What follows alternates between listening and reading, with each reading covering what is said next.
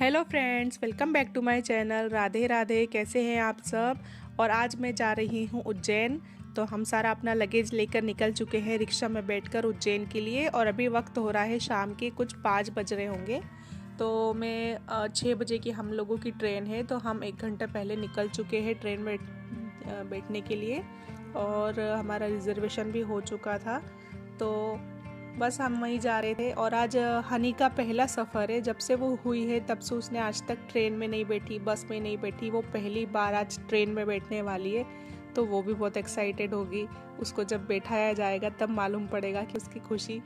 तो बस हम पहुंच गए स्टेशन। और देखो हनी कितनी खुश हो गई ट्रेन में बैठ के। मैंने कहा था ना, वो पहली बार ट्रेन में बैठ रही है, तो वो बहुत खुश हो गई। उसको बहुत अच्छा भी लगा। और हम पहुंचते पहुंचते रात के 12 बज चुके थे। अभी 12 बज रहे हैं, क्योंकि हम 6 बजे बैठे थे, तो रात को 12 बजे पहुंच चुके थे। 12 मतलब करीबन 6 घंटे का ही सफ़र था।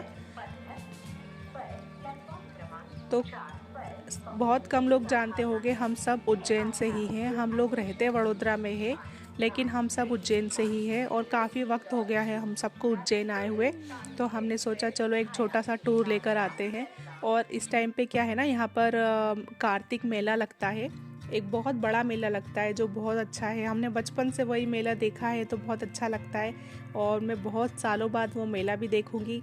तो अभी का सुबह का वक्त हो गया था, हम थोड़ा मार्केट निकले थे। हमने थोड़ा उज्जैन का सैर सपाटा करा, घूमे, और बहुत अच्छा लगा। और अभी हम ई रिक्शा में बैठे हुए थे, बच्चों को लेके ई रिक्शा में बैठे थे। क्योंकि ई रिक्शा से थोड़ा ना इधर उधर देखना आसान हो जाता है। क्योंकि कोई सिटी गए हैं तो यहाँ वहाँ देखो, थोड़ा बाहर का दिखे तो अच्छा लगता है। और ये हमारी कुलदेवी का मंदिर है, चामुंडा माता।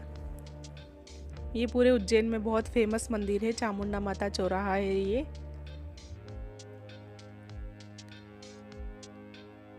और रिद्धि को इस रिक्शा में बैठ के बहुत अच्छा लग रहा था, क्योंकि खुली खुली सी रिक्शा रहती है ना ये वाली, तो बहुत अच्छा लगता है। और दूसरे दिन हम आ चुके हैं महाकाल लोक। महाकाल लोक जैसे आधा बन चुका है, आधा भी बाकी है। 2 चरण बन चुके हैं, वो अभी तक हमने देखा नहीं था, तो हम आज पहली बार देखने आए हैं। तो ये शिवलिंग है, जो छोटी छोटी शिवलिंग से एक बड़ी शिवलिंग बनी हुई है।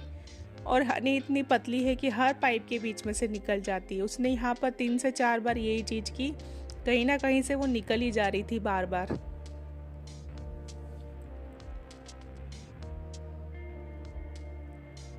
तो बस ये यहाँ से एंट्री है महाकाल लोक में जाने के लिए। सबसे पहले ये शिवलिंग ही आती है, और यहाँ से ही एंट्री है। यहाँ से ये सीधा रास्ता है अंदर आने का। और इसको बस घूमने को चाहिए। बस ये जहाँ जाती है, बस ये अकेली घूमती है, सोचती है मैं ही सब जगह घूम लूँगी। देखो अंदर जाके खड़ी हो गई है, और इसमें से खुद निकल भी आएगी बाहर। और ये डस्टबिन है, रिद्धि मुझे बता रही थी कि ये डस्टबिन देखो कितनी सुंदर है यहाँ की।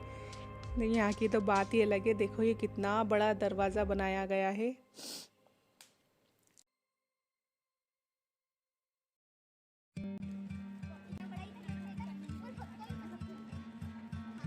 इसको पकड़ लो, घूमो। जाओ जाओ जाओ। ठंडा है ना, ठंडी ठंडी हवा चल रही है। हनी पहली बार आई है। हनी पैदा होने के बाद ही पहली बार उज्जैन में आई है। गणपति बप्पा मोरया। गणपति गजानन से पहली बार शुरुआत करेंगे। बहुत अच्छे लग रहे हैं। आगे चलेंगे। बहुत ही सुंदर गेट। डमरू है ये, ऐसे ऐसे क्या करना।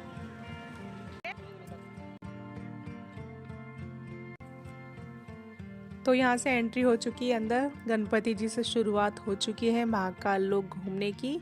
और इतनी प्यारी जगह, इतनी प्यारी जगह। मैंने इतने सालों बाद उज्जैन को कुछ अलग ही रूप में देखा था। कुछ अलग ही लग रहा है, जैसे मुझे ऐसा लग रहा था मैं उज्जैन में हुई ही नहीं, कहीं हरिद्वार ऋषिकेश ऐसी जगह पर आई हूँ ऐसा लग रहा था। क्योंकि इतनी ब्यूटी हो चुकी है कि पता ही नहीं चल रहा था।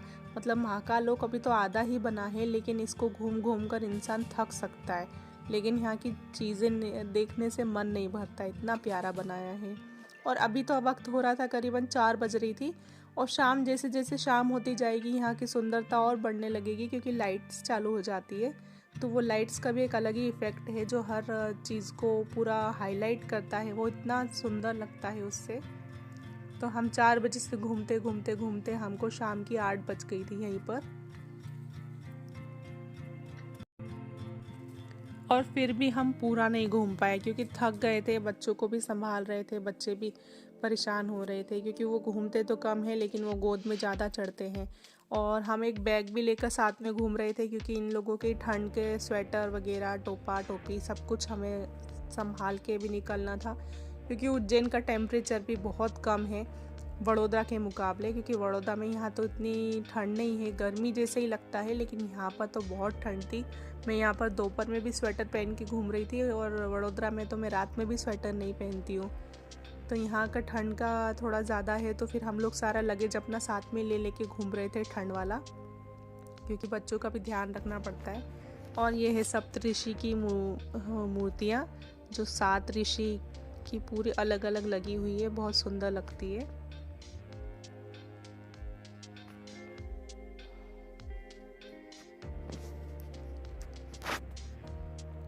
इतनी बड़ी बड़ी प्रतिमाएं बनाई गई है, हर चीज़ की इतनी बड़ी बड़ी, इतनी सुंदर, क्योंकि दूर से भी दिखती है, इतना प्यारा लगता है।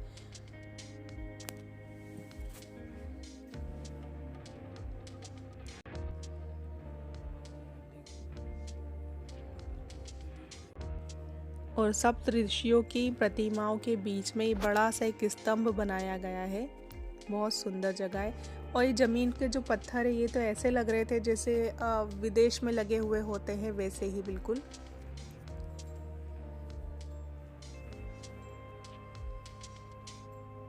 जैसे फॉरेन कंट्रीज़ में घूमने के लिए ऐसी जगह बनाई गई होती है, वैसे ही लग रही थी। यहाँ की जो नीचे की पूरी फ्लोरिंग थी, बहुत सुंदर लग रही थी। देखो, और यहाँ से भी हनी अंदर चली गई थी यहाँ से भी हनी इतनी सी जगह में से अंदर चली गई थी, गार्डन में चली गई थी अंदर। उसको हम पकड़ पकड़ के ला रहे थे, नहीं तो वो कहीं भी जाके अंदर कूद जाती है।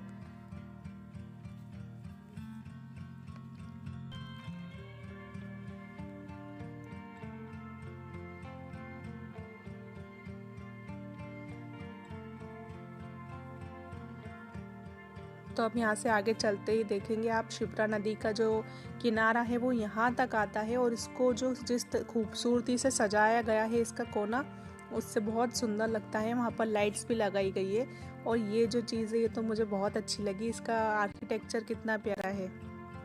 और देखो, ये नदी यहाँ तक आती है, और यहाँ पे जो शाम के टाइम लाइट्स जलती है, अभी तो नहीं जल रही है, थोड़ी देर में जलने लगेंगी, वो भी हमने देखी थी।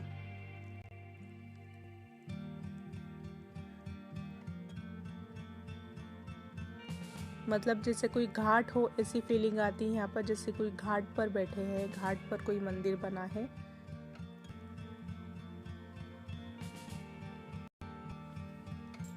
और ये गिर गई थी हनी, इसलिए रो रही थी क्योंकि इसको पैदल भी चलना है, लेकिन ये पत्थरों पे गिर रही थी तो इसकी घुटनों में लग गई थी, तो ये बार बार रो रही थी। फिर इसलिए हम लोग उससे भी परेशान हो गए थे। तो हम आधा ही महाकाल लोग देख पाए, आधा तो हम देख भी नहीं पाए क्योंकि थक भी गए थे। मेरे फ़ोन भी डिस्चार्ज हो गया था, हनी भी रो रही थी, इतना सब कुछ हो रहा था साथ में कि हम लोगों ने आधा ही देखा, और महाकाल के दर्शन भी हमारे नहीं हो पाए। हमारी फिर भी यही कोशिश थी कि जितना हो सकता है फटाफट देख लेते। बच्चों को साथ में ले लेके घूमना भी थोड़ा वो लगता है, हेक्टिक सा लगता है, तो फिर हमने जितना हो सका उतना देखा।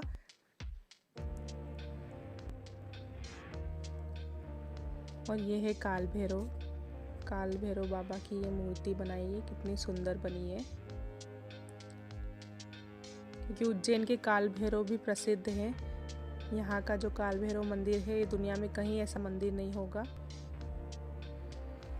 और उज्जैन की जो खूबसूरती है, इसका राज एक ये भी है कि जो मध्य प्रदेश के सीएम हैं वो उज्जैन से ही बिलोंग करते हैं। जो मोहन यादव जी हैं वो उज्जैन से ही बिलोंग करते हैं, इस वजह से उज्जैन की खूबसूरती भी उन्होंने 4 चांद लगा दिए।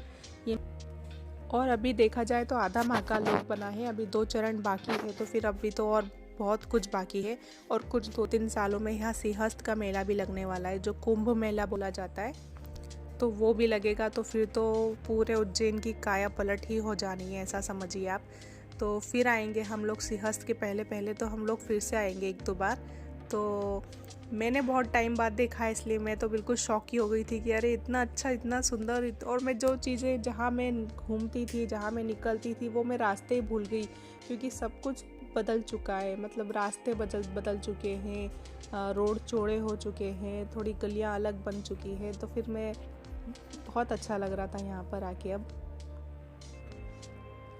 और फिर यहाँ से जाने का मन भी नहीं करता है। जब जब उज्जैन आते हैं तो फिर ऐसा लगता है यहीं क्यों नहीं रह जाते हम लोग, क्यों वहाँ जा रहे हैं वापस से।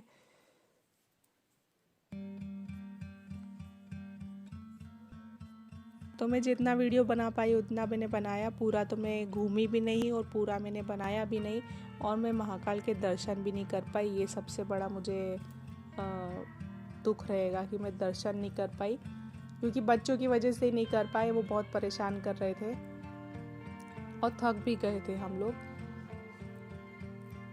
तो वैसे तो महाकाल के शिखर दर्शन की भी बहुत मान्यता है। हमने शिखर दर्शन कर लिए थे, जो गुम्बज रहती है, जो शिखर होता है, उसके दर्शन करना भी बहुत अच्छा रहता है, तो वो भी कर लिए थे हमने। लेकिन एक सामने दर्शन करना एक अलग बात होती है।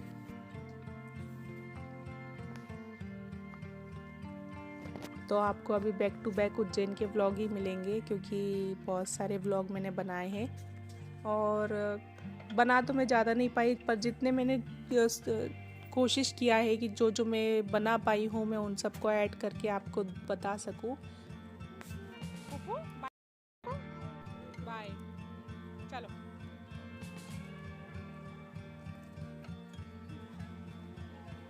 और देखो, बस यही दर्शन मैं कर पाई। यहीं से मुझे महाकाल के दर्शन इतने ही हो पाए।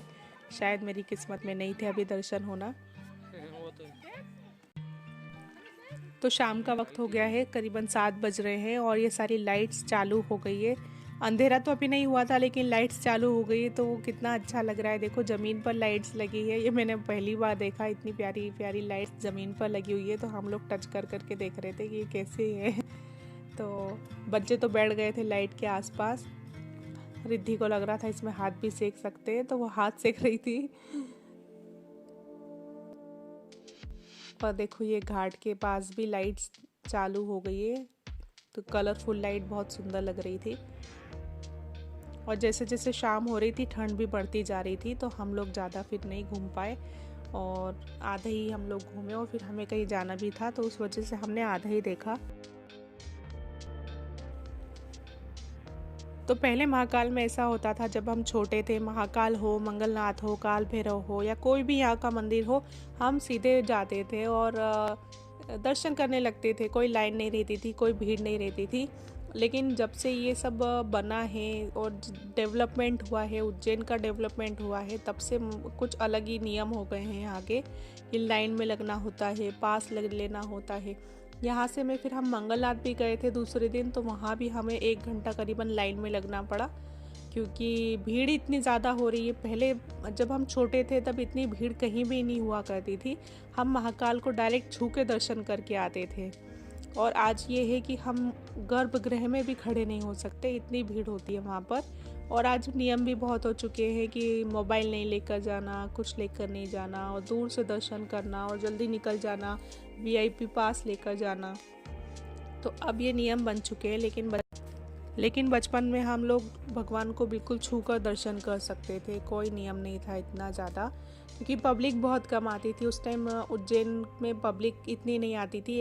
आज उज्जैन एक टूरिज्म हब बन चुका है पूरा, जहाँ दुनिया से आती है पब्लिक, को देखने आती है, दर्शन करने आती हैं। महाकाल लोक की वजह से यहाँ पब्लिक आती है दर्शन करने, घूमने। मतलब दिवाली के बाद भी जो लोगों की छुट्टियाँ पड़ती है, तब भी महाकाल लोक और महाकाल के लिए पब्लिक बहुत आती है। तो यहाँ पहले से काफ़ी ज़्यादा डेवलपमेंट हो चुका है। हर जगह देखेंगे तो गेस्ट हाउस वगैरह, रुकने की, खाने की, पीने की बहुत अच्छी व्यवस्था हो चुकी है पहले से। तो बस आज का व्लॉग यहीं तक था, क्योंकि हमने इतना ही घूमा। इसके बाद हम लोगों को अंधेरा हो चुका था, घर निकल गए थे। तो आपको व्लॉग पसंद आया हो तो लाइक करना, शेयर करना, कमेंट करना, सब्सक्राइब करना।